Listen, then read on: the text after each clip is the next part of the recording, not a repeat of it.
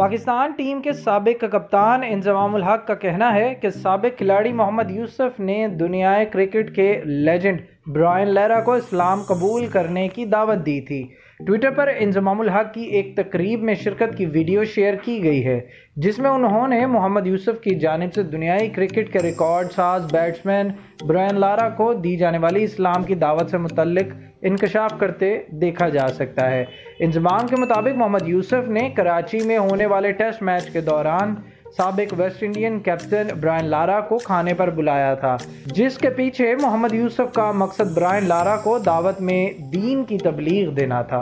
سابق قومی کپتان کا کہنا تھا کہ دعوت کے دوران برائن لارا کو بتایا گیا کہ کس طرح ہم اللہ تعالیٰ کی بات مانتے ہیں، کس طرح ہم نبی پاک صلی اللہ علیہ وآلہ وسلم کے احکامات پر عمل کرتے ہیں، اور کس طرح ہم اپنے ماں باپ کی خدمت کرتے ہیں، اور کس طرح بیوی بچوں کے معاملات نبھاتے ہیں، کس طرح پڑوسیوں کا حق اور کاروبار کو چلاتے ہیں۔ سابق چیف سلیکٹر نے بتایا کہ محمد یوسف کی جانب سے دی گئی اسلام کی دعوت پر برائن لارا خاموش ہو گئے تھے۔ پلیز ہمارے چینل کو لائک اور سبسکرائب کیجیے گا اور بیل آئیکن پر کلک کریں تاکہ مزید معلومات کا سلسلہ آپ تک جاری رہے۔